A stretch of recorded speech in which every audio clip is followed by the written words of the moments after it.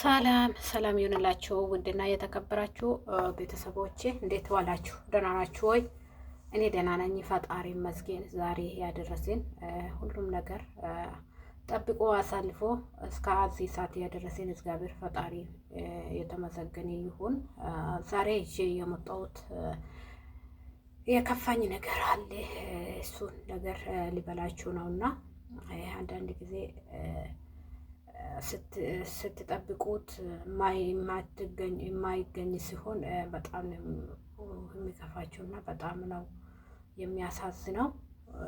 እና ሰሞኑ ታውቃላችሁ በፊት አንድ ቪዲዮ ሰርቼ ነበረ። እሱስ ምንድነው አቤል ነፃ እንዲወጣ ፈጣሪን ለምን ምናምን ብዬ ነበረ ማለት ነው።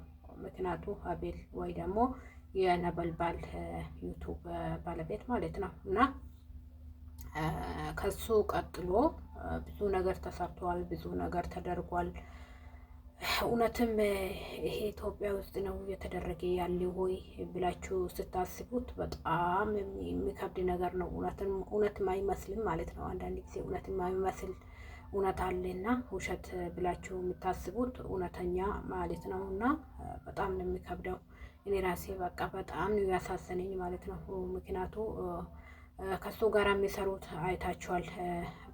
ብዙ አቤልን ነፃ ለማውጣት የሚሰሩ ብዙ ጀግኖች አሉና ከነሱ መሀል አንዱ ብሩክ የሚባል የዱካሾ ጋር የሚሰራው ማለት ነው። እና የምታስታውሱ ከሆነ ሰሞኑ አቤልን ከሞት ሊያተረፍ የነበረ እሱ ነበረ። አቤልን ይዞ በመርፌ ተወግቶ የሚገሉት የነበረ እሱ ደርሶ ነበር የዳኔው ማለት ነው። ግን በዛው አልቀረም፣ የራሱ ወንድሙን አጣ ብሩኬ። በእውነት በጣም ነበር የከፋኝ አይቼው ሰምቼ ብዙ ጊዜ ማለት ኦንላይን ካልመጡ ቪዲዮ ካልሰሩ በጣም የሚሰማኝ ለምን ሆኖ ነው ብዬ ነው ጭንቀት ውስጥ የሚገባው። እና እሱም በዚህ ሆኖ ያለ ወንድሙ ያ ብሩክ ወንድም ዳንኤል ተገደለ ማለት ነው። በዛኛው አቤል የሚገድልበት የነበረው መርፌው በዛው ተወግቶ ነው የተገደለው። ማንም ሰው ሳይደርስላችሁ በዛው ሞቴ ማለት ነው። ወንድሙን አጣ። ወንድሙን ማውጣቱ ወንድሙን ሀቶ ደግሞ አሁን ደግሞ በራሱ መጣ። እንዴት ተደርጎ በራሱ መጣ? የምትከታተሉት ከሆነ ዱካሾ ላይ ከመጀመሪያ እስከ መጨረሻ ድረስ ታገኛላችሁና እሱስ ምንድነው እንዴት ወንድምየው እንዴት ተገደለ? በምንድን ነው መድኃኒቱ እንደዚህ በአንድ የሚገለው ተብሎ እዛ ጋር የሚሰሩት እነሱ እሱ እየሰሩ ያሉት ምንድነው የሆነ ፋርማሲ የሚሰራ ሰውዬ ማለት ነው። ከጦንቃዎች ጋራ ወይ ደግሞ ከተለያየ ነገር ጋር የሚሰራ ሰውዬ አለና እሱ ይሄን እንደዚህ የሚገለው ምንድነው አውሬ ደም ነው ምናምን የሚባለው። የአውሬ ደም ማለት ምንድነው የሚባለው? ትልቁ ይባብ ምንድነው የሚባለው? ጀዌ እንጃ አላውቅም። እንግዲህ እሱ ነገር ነው አሉ። እንግዲህ አላውቅም የት ነው ያለው ማወቅ አለብኝ ማግኘት አለብኝ ብሎ እንግዲህ አንዳንድ ጊዜ ብዙ ነገር መፍራትም አለብን። ምክንያቱም እዛ ጋር ብሩኬ ጌታቸው ሲነግረው ፋርማሲስቱም ሲነግረው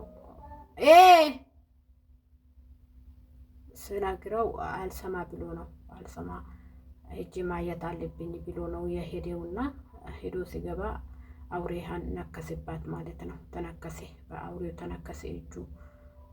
አሁን መዳን አልቻለም። ሌላም ሰው የተነከሰ በሰው ሞተ ማለት ነው። እና ብሩኬ እንደምንም አሁን ሕክምና የተደረገላት ነው ያለው። ግን ቢሆንም ደግሞ ምንድነው አሁን የሚሉት መዳን አይችልም እየተባለ ነው ያለው ማለት ነው። መዳን አይችልም። ያ ደም ሴል ምንድነው ነጭ ደግሞ ያለቀ ነው ውስጡ በመርዝ ተወሯል የተባለ ነው እና ከቻላችሁ ማለት ነው ሁሉም ሰው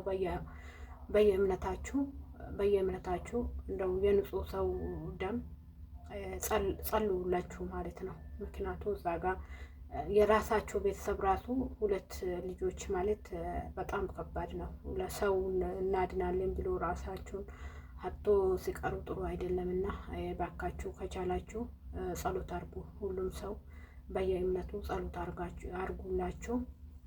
ምክንያቱም ፈጣሪ የሚሰማውን አይታወቅምና።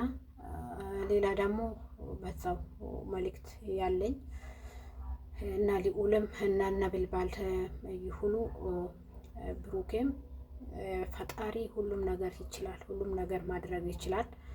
እምነታችሁን አላውቅም እንግዲህ እኔ ሳያችሁ ኦርቶዶክስ ትመስሉኛላችሁ፣ ግን አላውቅም። ከቻላችሁ ማለት ነው ለፈጣሪ የማይቻል ነገር የለም እና ሕክምና ብቻ ከምትጠብቁ ጸሎት ቦታ ብትሄዱ፣ ገዳም ብትሄዱ ፈጣሪ ሁሉም ነገር ይቀይራል፣ ታሪክ ይቀይራል። የሞተ ሰው ከሞት ያነሳዋል። ስለዚህ እናንተ በፈጣራችሁ ተማመናችሁ ለምን ጸበል ቦታ አትሄዱም? ከቻላችሁ ጻድቃኔ ለምን አትሄዱም? ወይ ደግሞ በርሜል ጎልግስ ለምን አትሄዱ? ስራው ይቀር፣ ስራው ቢቆምስ ደህና ስትሆኑ ነው የምትሰሩት እንጂ ከሞታችሁ በኋላ ምን ዋጋ የለምና በሕክምና ብቻ ሳይሆን ጸበል ደግሞ ብትሞክሩትስ ነው የምለው እኔ። ምክንያቱ ማንም ሰው ያመነ ይድናል ይላል አይደል? ያመናችሁ ፈጣሪያችሁን አምናችሁ ጸበሉን ብትጠመቁ ብትጠጡ ይሻላል ብዬ ነው የማስበው። ምክንያቱ እንደፈለገ መርዛማ ቢሆን ከመድኃኒት ከጸበል አይበልጥም። ውስጣችሁ ማመን አለበት። እሱ ነገር አምናችሁ የሰይጣን ነገር ሰይጣን ነውና ደግሞ ሰይጣን የሚገሰጸው የሚሞተው ከእግዚአብሔር ቃል ጋራ ስለሆነ እግዚአብሔር ቃል ከእናንተ ውስጥ ሲሆን ትድናላችሁ ብዬ ነው የማስበው። ስለዚህ በዚህ ከቻላችሁ ሼር አድርጉልኝ፣ ኮሜንት ሀሳብ አስተያየታችሁ ስጡ። መልካም አዳር ይሁንላችሁ። በጣም ስለከፋኝ ነው አሁን አይቼ በጣም ውስጥ ያዝኖብኛል። በጣም ነው ያዘንኩት። በጣም ነው ማለት ነው። ከዚህ በፊት እነ ሊኦን ሲመቱም እንደዚህ እነሱ ላይ ክፉ ነገር ሲደርስ ብዙ ነገር ነበር። ግን እንደዚህ በራሳችሁ በነፍሳችሁ አልደረስም። ሰው እናድናለን ብለን ስንሰራ ደግሞ ፈጣሪን ይዘን ስንሰራ ደግሞ በዛው በእምነት ቦታ መሄድ አለብን። ይሄኛው አንተ ውስጥ እየገባ የሰይጣን ስራ ነው። የሰይጣን ስለሆነ እስከ ዛሬ መድረስክ ፈጣሪ ስላለ ነው እንጂ እንደ ያኛው ሰውዬ እንደሞተው ያኛው ልጅ እንደሞተው እስከ አሁን አትደርስም ነበር። ግን ቢሆንም ደግሞ ፈጣሪ ስለረዳክ አንተም ደግሞ ጸበል ቦታ መሄድ አለብን እምለው እና ይሄ ብቻ ለማለት ነው የመጣሁት። ፈጣሪ ለምን አላችሁ ሁላችሁም ከቻላችሁ ፈጣሪ ይማረው ልዑልን ወይ ደግሞ ብሩኬን ነፃ ያውጣ ብላችሁ ለምኑ፣ ደህና እንዲሆን ሰላሙ እንዲመለስላቸው። ምክንያቱ አንድ ቤት ውስጥ 2 ሰው መሞት ማለት ጥሩ አይደለም። በጣም ነው የሚከብደው። ሰው እናድናለን ጥሩ ነገር እንሰራለን ብሎ ነው እየጀመሩት እንጂ ሞተን እንቀራለን ብሎ አይደለም። እና አቤልን እንዳደኑ እነሱም ደግሞ መዳን አለባቸው። ፈጣሪ ከእነሱ ጋር ይሁን። ሁላችሁም ከቻላችሁ ለብሩክ ጸሎት አድርጉ፣ ከቻላችሁ ማለት ነው። ከቻላችሁ ሁላችሁም ጾም ራሱ ብትጾሙ ደስ ይላል። ምክንያቱ ጀግና ናችሁ። ለአገራችሁ ብሎ ነው መስዋዕት የሆኑትና አንድ ቤት ደግሞ 2 ሰው መሞት የለበትም። አንድ ወንድምዩ ሞተዋል፣ እሱም እንዳይሞት ፈጣራን ለምኑ። ቤተሰቦቼ ደህና ሁኑ። እወዳችኋለሁ። ላይክ እና ሼር በማድረግ ተባበሩኝ። መልካም አዳር ይሁንላችሁ። ተመልሼ እስከሚመጣ ድረስ ደህና ቆዩልኝ። እወዳችኋለሁ። ሀሳብና አስተያየታችሁን ደግሞ ኮሜንት ላይ ጻፉልኝ፣ ያበረታቱኝ ፕሌስ። ምክንያቱ አንዳንድ ጊዜ አይመችኝም እና ቆይቼ ነው ቪዲዮ የሚሰራው። አረብ ሀገር የሚኖሩ ታውቃላችሁ። ሁኔታው ራሱ 2 ጠርታኛለች፣ ግን እኔ ጸጥ ብዬ እስቲ 10 ደቂቃ እንኳን ቢቀዳ ብዬ ነው። እና መልካም አዳር ይሆንላችሁ። አሁን እኔ ጋር ማታ ነው፣ እናንተ ጋር አላውቅም። ወዳችኋለሁ ሁላችሁንም። ደህና ደሩልኝ። ሰላም ሁኑ።